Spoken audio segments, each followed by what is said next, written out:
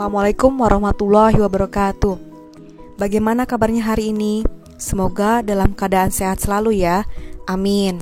Baik, hari ini Ibu akan menjelaskan mengenai surat lamaran pekerjaan. Yang pertama, pengertian surat lamaran pekerjaan. Surat lamaran pekerjaan merupakan jenis surat pribadi resmi permohonan pekerjaan kepada kantor, perusahaan, atau instansi tertentu. Berarti, surat lamaran pekerjaan merupakan jenis surat pribadi resmi.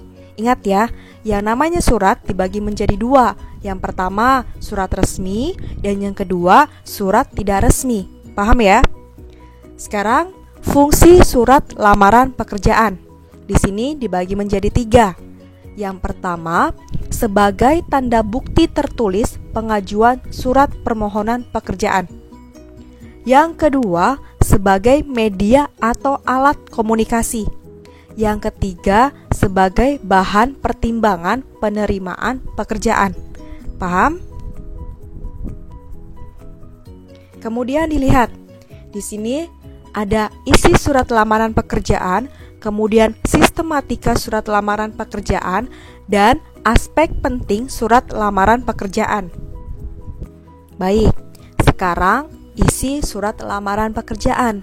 Isi surat lamaran pekerjaan yaitu informasi yang tertulis dalam surat lamaran pekerjaan. Berarti, surat lamaran pekerjaan berisi permohonan seorang pelamar pekerjaan agar diterima bekerja di tempat yang dilamar. Paham belum? Sekarang, sistematika penulisan surat lamaran pekerjaan. Di sini ada 8 sistematika surat lamaran pekerjaan ya.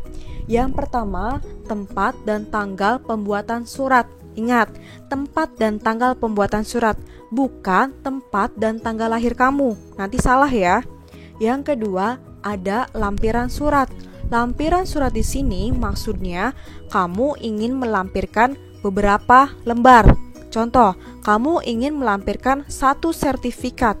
Berarti kamu tulis 1 lembar.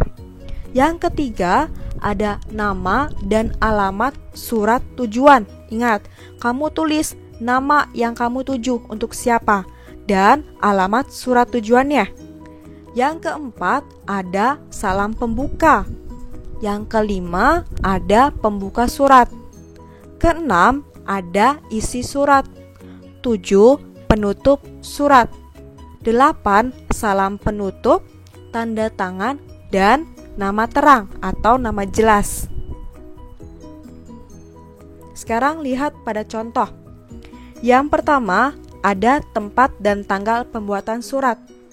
Di sini dilihat Mojosari, 12 April 2019. Ingat ya tempatnya, kemudian tanggal, bulan, dan tahun. Kemudian ada lampiran.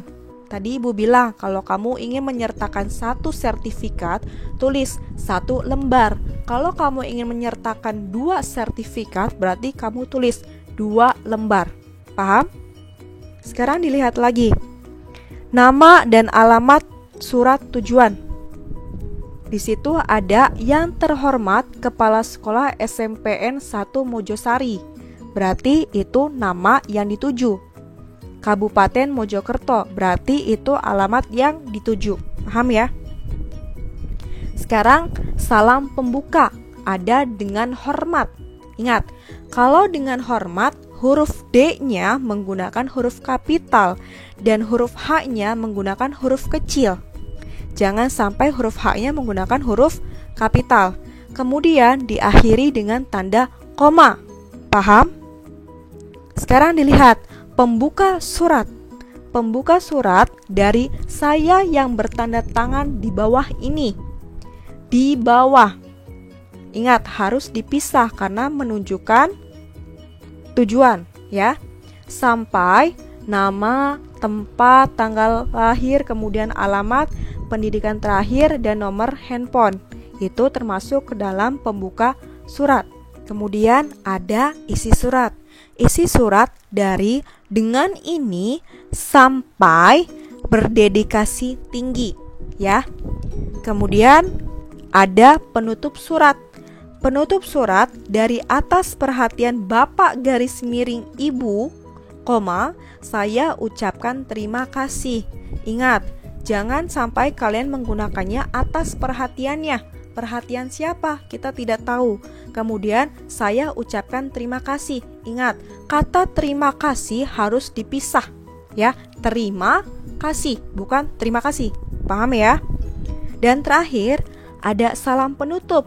Hormat saya, koma. Kemudian tanda tangan, kalian isi sendiri ya. Dan nama terang atau nama jelas kalian. Paham sampai sini ya? Sekarang, aspek-aspek penting yang harus ada dalam surat lamaran pekerjaan terdiri atas 2 aspek. Yang pertama, pernyataan umum atau disebut dengan tesis dan argumentasi. Pernyataan umum atau tesis berfungsi sebagai informasi awal terkait dengan pekerjaan yang akan dilamar. Sementara itu, argumentasi berfungsi menguatkan pernyataan umum. Kita lihat lagi. Bagian tesisnya itu dari dengan ini saya mengajukan surat lamaran pekerjaan sebagai guru kimia. Nah, sampai dengan fotokopi sertifikat pelatihan. Kalau bagian argumentasinya dari demikian lampiran dokumen yang bisa dijadikan bahan pertimbangan. Saya yakin kualitas yang saya miliki dapat memberikan kemajuan di sekolah yang Bapak atau Ibu pimpin seperti pelayanan masyarakat, orang tua murid, program sekolah, serta dana sekolah mampu mencerdaskan anak bangsa sehingga sekolah ini dapat menjadi sekolah yang berkualitas, unggul, dan berdedikasi tinggi. Berarti itu masuknya ke dalam argumentasi karena menguatkan tesisnya. Paham ya? Selanjutnya ada unsur kebahasaan dalam surat lamaran pekerjaan. Di sini ada 4 unsur. Yang pertama, ketepatan pilihan kata.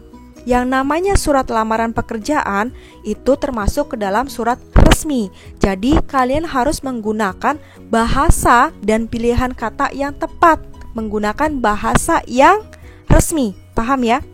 Yang kedua, kebenaran dan keefektifan struktur kalimat.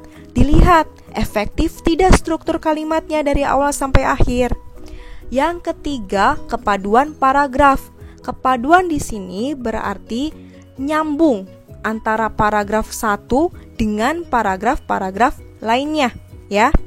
Dan yang terakhir ada ketepatan penggunaan ejaan dan tanda baca. Ingat, penggunaan ejaan, kalian harus lebih berlatih menguasai ejaan dan tanda baca bahasa Indonesia, ya. Yang terakhir ada penyusunan surat lamaran pekerjaan. Cara menulis surat lamaran pekerjaan yang baik dan benar sebagai berikut. Di sini ada 6 cara. Yang pertama, gunakan bahasa yang baik dan benar. Ingat ya, kalian harus menggunakan bahasa yang resmi. Tidak boleh menggunakan bahasa prokem. Apa sih itu prokem, Bu? Prokem itu bahasa gaul, bahasa yang kalian gunakan sehari-hari. Yang kedua, tulislah dengan kalimat singkat, padat, dan jelas. Singkat di sini maksudnya bukan berarti tulisan kalian disingkat-singkat. Contoh, yang jadi YG yang biasa kalian tulis di buku tulis ya. Kemudian padat dan jelas, maksudnya tidak bertele-tele ya. Yang ketiga, tulislah secara manual menggunakan tangan. Berarti kalian harus belajar berlatih menulis secara rapi. Yang keempat, perhatikan kebersihan surat lamaran pekerjaan. Ingat, kalau seandainya ada tulisan yang salah, berarti kalian harus membuat ulang.